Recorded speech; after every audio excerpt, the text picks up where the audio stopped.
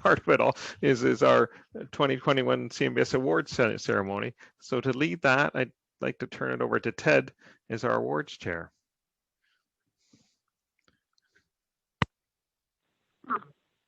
Good day. Can everybody hear me? Because I'm having many technical difficulties. So yes, we can. Thanks, Ted.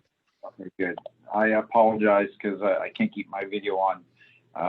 For some reason, I'm having the Zoom is locked up again. So welcome to the 2021 CMBES Award ceremony, and it's always a great pleasure to recognize and honor our CMBES members for their contributions to our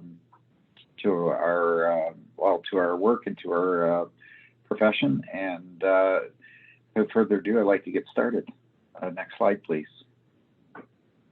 For Outstanding Canadian Biomedical Engineering Technologist of the Year, this award recognizes excellence in the field of biomedical engineering technology. It is presented to a technician or a technologist who has distinguished him or herself in one or more of the following areas: scientific or technical abilities, exceptional service and or technical skills, outstanding contributions to the improvement of healthcare technology, as well as the individual is well known in the profession of biomedical engineering technology at the national or international level. And I'm happy to present this award to Gary Songwright. Gary has his Bachelor of Technology from Memorial University in Newfoundland, his Electronic Engineering Technology Diploma from Nova Scotia Community College in 1976. And Gary, just so that you know, that was the year I was born. Certified as an engineering technologist. Tell how old I am. He's a certified engineering technologist. He's also a certified clinical engineering, certified biomedical engineering technologist as of 2012. He started his career in 1979, working initially with GE as a field service engineer in Atlanta, Canada, for 24 years. And since 2005, Gary has been employed at the IWK Health Center, both as a biomedical engineering technologist and a team leader. And I actually had the pleasure of being his manager for a number of years. And Gary is a tireless supporter of the clinical engineering community. He is an invaluable contributor to conference organizations, organizing both regionally and nationally. He's always there to contribute to educational planning, technical service training, corporate sponsorship, registrations, brainstorming, or planning great social events. His fingers have been in all of it, and we thank him for that. Gary's definitely a young at heart kind of person, and is always willing to work with the newbies, the new technologists, to share both his knowledge and skill. He has a very high attention to detail, sense of ownership of his work. He is dedicated. He has a great team spirit, a great leader. His enthusiasm is widely recognized and actually contagious, and it's recognized by his co-workers, clinical teams he supports. He is also married, has 4 children. In his spare time, he likes to participate in recreational activities, slow pitch, baseball, golf, squash, to name a few, and definitely enjoys interfacing with people both at work and personal activities. And he really does strive to make the place a happier, make a world a happier place for all and of us to enjoy. So Gary, it's my pleasure to give you this award this year. Thank you, Ted, and the group. I have a few words to add. You've said a lot for me, Ted, so my acceptance speech should be short. To begin with, I'm both shocked and humbled in receiving this award. It's great to be recognized, and I'd like to thank those individuals who deem me worthy of receiving it. But more than that, I'd like to thank my colleagues, both past and present, who have influenced me for the better over the years. I have benefited by interacting with many of our profession, where we have a chance to share knowledge, ideas, and best practices, and you can only get better doing that. Just want to reflect back a little bit. Ted just mentioned about my previous work experience, but I worked in the diagnostic field for many years, but looking for a change, I decided to look at the IWK because they had a position open in biomedical engineering there. So I applied for the job and interviewed by Ken George, the manager at the time. And, the interview went very well. I didn't have much experience in biomed at all. But with my field experience, both Ken George and David Hancock, the team lead, both had faith in me to hire me. And I've never looked back since, and I've worked hard not to disappoint them. But just want to say a few words about the IWK. After Ken retired, the management roles went on to Ted, David Hancock, and most recently, Joel McAvoy. I mention these guys because I believe they've all been good mentors for our staff, and they've allowed us opportunities to grow and expand our abilities to adapt to the changing healthcare landscape. I can say for certain that the IWK department has grown to play a multifaceted and respected role in helping achieve good patient outcomes at the IWK. And that, I believe, is what our primary role in healthcare is all about. Just a little reflection on my Access experience. Looking to gain more experience, I look back, I joined Access Society back about 10 years ago. And that was formed to promote our profession and share information and educational opportunities to members of our group. And I've really enjoyed that association, and I decided to become the director of membership along the way. And besides that, I've been able to attend a few Access educational conferences where we've all had a chance to meet again and share information and experiences.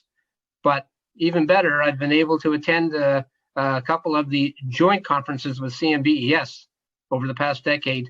And they've been really great experiences where we can meet colleagues across the nation and share information on a national basis. And I really hope these conferences continue in the future. In closing, I'd like to thank my colleagues and co-workers at the IWK for their support and guidance over the years. A great group of individuals, and we all have a mutual respect for each other and share common goals. And I feel that I have the same passion for this profession now as when I started 15 years ago. So my journey continues. Once again, thanks to all, and especially to the CMBES group for recognizing me for this award. Thank you.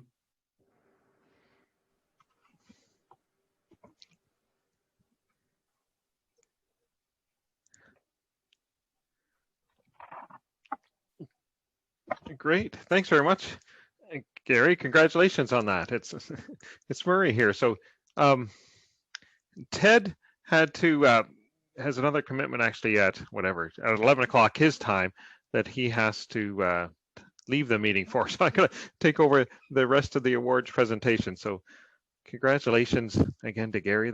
And thanks for your putting everything into perspective with your comments.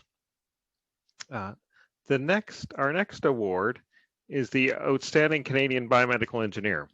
And this award recognizes a biomedical engineer who's made outstanding contributions in the profession and in the form of scientific or technical abilities, either in the leadership, service, organizational skills, and working with organizations in biomedical engineering at the national or international level, and that and they've achieved things in the last 3 years. So it's next slide. It's my pleasure to announce that the winner of this award is Andrew Ivey. Congratulations, Andrew. Andrew is currently a senior engineer at the at CHEO in Ottawa, and responsible, I think, for the regional service. I mean, I think we all know CMBES know Andrew from his time on the executive and as professional affairs chair, and then as vice president. He completed his education really in engineering in the West. Well, undergrad at Queen's, and then in BC, and he worked in BC. So when I first met Andrew, he was working in BC in Vancouver, and then he's come east to Ottawa to contribute at CHEO. So I'll turn it over to Andrew to say a few words. Congratulations, Andrew. Thank you, Murray. Thanks so much. Can you hear me? Yes, Ken, thank you. Okay, great. So yeah, just to keep me on track, I've put a few bullet points down here to to stay on task. Learned colleagues and friends, thank you for this recognition, and I'm really humbled to be selected this year as the outstanding Canadian biomedical engineer amongst so many of us in this profession. I recall in 2007 when I was a grad student, I was looking up to my professor Anthony Chan, who in that year had won this very award. And over the years, Anthony changed from my instructor to a mentor and friend. And now I understand sort of what's behind this award. Our profession in clinical engineering in the healthcare setting requires the appropriate academic training for our job. Like medicine, we require significant on-the-job training. It requires technical savvy, clinical aptitude, political astuteness, and much of all communication skills that we bring to the table. This isn't something that's taught in a classroom. It's rather learned on the job, and watching those and learning from those who we work with closely. So I believe that this award is not much a reflection of what I do or what I've done, rather a reflection of the great role models that I've had at this point in my career. In Vancouver, I had Ezra and Anthony at UBC, Sandra, Doug, Chris, Graham, Gord, Martin, Ted, Gordon, Greg, Brendan, Vaughn, Steve, Tim, and many other wonderful colleagues in the Lower Mainland from whom I have learned so much. And I want to thank you for setting my foundation on this path. To those I've worked with through CMBES Executive, the Canadian Board of Examiners in Clinical Engineering Certification, or the Clinical Engineering Society of Ontario, your tireless work and passion to advance our profession resonated with me, and I thank you for giving me the drive to do more in this regard. In Ottawa, I have been fortunate to connect with Chio and all my colleagues, Marie-Ange, Rachel, Abiola, Mark, Gaetan, Pael, Mugda, Derek, and most recently, Mark and Joelle. And I am immensely grateful to be part of this exceptional team. A special thank you to my mentor and friend, Kim Greenwood. He's provided me many opportunities to advance my career with teaching and research at Carleton University and the University of Ottawa, supervising master's interns through the Ottawa Carleton Institute of Biomedical Engineering, and reshaping the Ottawa Hospital. I owe a debt of gratitude to his leadership and his continued support.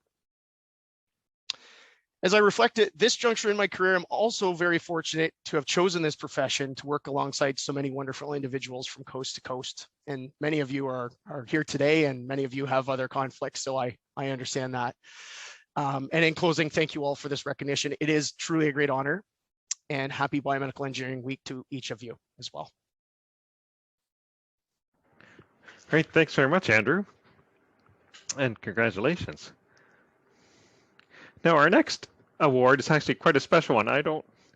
Well, since my term on the executive, I think this is the first one we presented, and it's a special membership recognition honor, and it's an emeritus role that CMBS has had, and it really honors people in the field that were fundamental, and as it says here, so the award winner is Dr. John Smith, who's a retired clinical engineer and was one of our pioneering members here in Canada.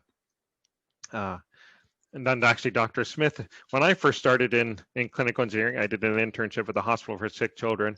And so I had the opportunity to work with him there. And so he's one of my early role models and mentors in clinical engineering. And so he started in in clinical kids in the 70s, and then worked through in the 90s. He was honored by the Professional Engineers of Ontario with an award, and he's was involved actively with transport with incubators in the early days, and a lot of innovations at the Hospital for Sick Children. So I'll turn it over to Dr. John Smith to say a few words. Thank you very much, Murray. I remember those days way back in the 70s. I believe it was in relation to cell phone interference with medical equipment. So we've come a long way since then. Yes. But I'd like to thank the CMBES and those who showed faith in me to nominate me for this award. And I know there's a lot of people working behind the scenes And I had a lot of people I've been associated with through the years. In particular, I mentioned Kim Greenwood because Andrew mentioned him as well. I remember hiring Kim way back, I think it was in the early 70s. So I sort of feel some responsibility for kicking him off on that career. But anyway, this is indeed a very special honor, and I'm very grateful. I'm not sure I really deserve it, but thank you. I am very proud to have been considered. Now, today, it's nice to be able to reconnect with familiar faces and to meet the folks that are carrying the profession forward. And judging from what I've seen today in the earlier part of this meeting, the profession is in good hands. I'm really impressed, and congratulations to all you folks who are doing such great work on behalf of clinical engineering. When I look back with some nostalgia, as I used to think I worked through a period of great innovation in medical technologies. But then with what's happened in the last 15 years since I've retired, I realized that experience was just part of a Moore's law-like exponential growth that has continued since I retired and will continue into the future, I'm sure. And that just reminds us all that past is prologue. At this stage of my life, being retired now, I still do a little bit of activity for Professional Engineers Ontario, interviewing candidates for their experience requirements in biomedical engineering. So I keep in touch that way. But I'm finding the tables are turning, and I can now take advantage of the advances in technology that have taken place. So please keep up all the good work and continue your innovation. But I just like to recognize all the people I've worked with over the years. I won't pull out any particular names because there are very many, and it's been a wonderful experience. When I entered the profession, it sounded very interesting to me, and I found it to be a branch of engineering that had a personal touch to it and gave the opportunity to sort of perform a useful contribution to society in that sense. Anyway, given the past, I often ask myself, what does the future hold? And as software-based medical systems continue to proliferate, and I think Michael referred to that a little bit, I wonder what the impact of these technologies, such as those that Michael mentioned, and also things like deep learning and so on, will have on the delivery of medical care. I don't really have the answer to that, so I'm going to leave you with the question because I'm sure you guys will be able to sort it out. But anyway, whatever the answer, it's going to be for sure an interesting and exciting future that lies ahead for us all. Just in closing, I'd like to congratulate the other winners. It's interesting to hear your experience. Congratulations, guys. Keep up the good work. I'm very impressed with how the profession is progressing. So I'd like to conclude by thanking the committee, the awards committee, and those who nominated me. I'm deeply honored and humble at the same time. So thank you, thank you, thank you. Well, great, thank you very much. Thank you for those words. It's oh yeah, congratulations to all. I was just going to say, we do a round of applause. Maybe we could all applaud in our offices or wherever we are for all our award winners and so on. It's well deserved. Great. Well, thanks everybody for participating in our annual general meeting and the award ceremony, and everybody's comments on the chats that are coming rolling in, and the question and answers, all the congratulations.